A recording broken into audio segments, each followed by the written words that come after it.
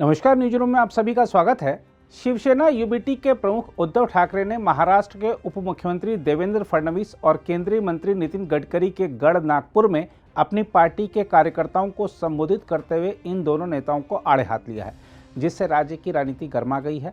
हम आपको बता दें कि गडकरी नागपुर से सांसद हैं, जबकि फडणवीस यहां से विधायक हैं। नागपुर में ही आरएसएस का मुख्यालय भी है, इसलिए यह शहर विशेष रूप से बीजेपी का गढ़ माना जाता है। ऐसे में बीजेपी के गढ़ में घुसकर जिस तरह ठाकरे ने सीधा फडणवीस पर निशाना साधते हुए उन्हें कलंक करार दिया है, उससे प्रदर्शित हो रहा है कि राज्य की राजनीति अब निजी हमलों पर आ गई है। यही नहीं, ठाकरे ने यह भी दावा किया है कि बीजेपी देश को तानाशाही की ओर ले जा रही है। उन्होंने एकनाथ शिंदे धड़े पर तीखा हमला बोलते हुए कहा है कि कुछ लोग बाला साहेब ठाकरे के नाम का इस्तेमाल कर रहे हैं, क्योंकि उन्हें पता है कि प्रधानमंत्री नरेंद्र मोदी के नाम से महाराष्ट्र में काम नहीं चलेगा। पूर्व मुख्यमंत्री उद्धव ठाकरे ने नागपुर में पार्टी कार्यकर्ताओं को संबोधित करते हुए उनसे राज्य की जनता के बीच जाकर उन्हें बीजेपी के गलत कामों से अवगत कराने का अनुरोध किया।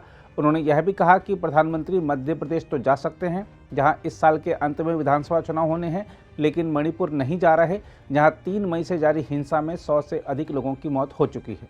ठाकरे ने कहा कि बीजेपी ने उन लोगों को अपने साथ लेकर हिंदुत्व को धोखा दिया है जो अन्य पार्टियों को छोड़ चुके हैं।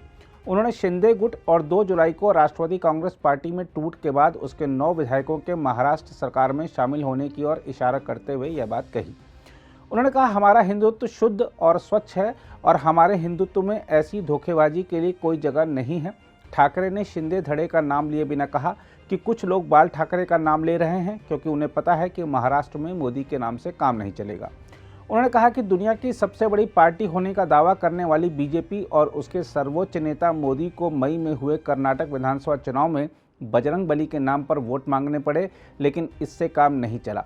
उन्होंने आरोप लगाया कि जिन लोगों ने आपातकाल का विरोध किया था, उन्होंने लोगों पर प्रतिबंध लगाकर और फर्जी मामले दर्ज कर पूरे देश में अघोषित आपातकाल लागू कर दिया है। ठाकरे ने अपनी पार्टी के कार्यकर्ताओं से कहा, आपको अभी बोलना चाहिए, नहीं तो हम 2024 के बाद नहीं बोल पाएंगे।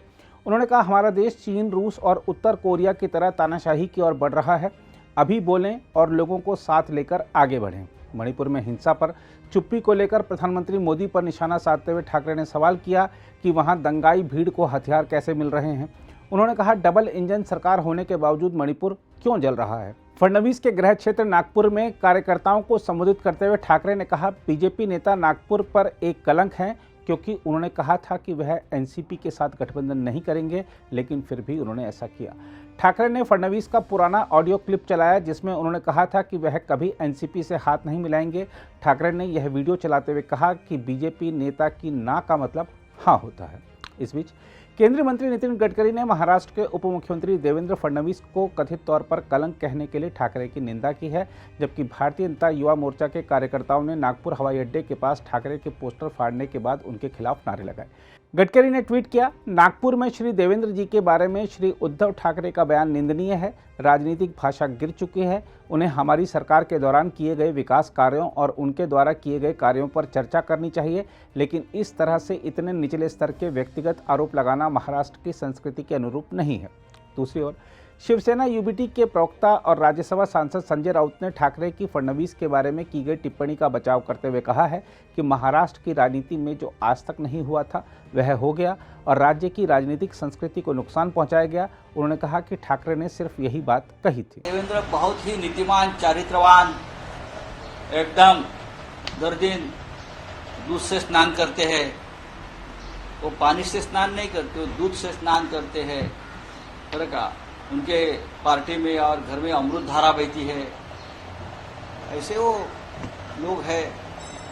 लेकिन ये चारित्रवान जो व्यक्ति है, आप उनके अगल बगल में देखिए, ऑल आर टेंटेड पीपल्स। भ्रष्टाचार, व्यभिचार, बलात्कार, सभी लोग उनके साथ बैठे हैं। मेरा पूरा होने दो। सरकार पूरा कलंकित है, ऐसी कलंकित है कि पूरे सरकार के ऊपर ईडी ने एक्शन लेने चाहिए। जिनके ऊपर ईडी की एक्शन चल रही थी कि उनके पास टेंटेड क्रिमिनल मनी है। लॉ क्या कहता है मनी लॉन्ड्रिंग का, आपको पता है ना। अगर किसी के पास टेंटेड मनी है और किसी और के खाते में गया तो उसे भी गुनहगार बनाया जाता है और उसको एज पर पीएमएलए एक्ट उसको जेल में भेजा जाता है। ये तो पूरे अकाउंट होल्डर ही आए हैं टेंटेड मनी के आपके पार्टी में और आपके सरकार में। हसन मियाँ, किसी के पास इकबाल मिर्ची का पैसा है, किसी के पास कोऑपरेटिव बैंक का पैसा, लूट का पैसा है, किसी ने शुगर फैक्ट्री को डुबाया है, वो पैसा फॉरेन में भेजा है। ऐसे इतने लोग आपके साथ शिवसेना से और एनसीपी से बैठे हैं टेंटेड लोग। तो आपकी सरकार कलंकित है, आपने महाराष्ट्र को भी कलंकित किया है। महाराष्ट्र के इतिहास में ऐसा कभी नहीं हुआ था। अगर आप भी लेना चाहते हैं देश दुनिया की तमाम जानकारी तो आज ही सब्सक्राइब करें हमारे चैनल को। साथ ही नीचे दिए बेल आइकन को जरूर दबाएं ताकि हर अपडेट आप तक पहुंच सके।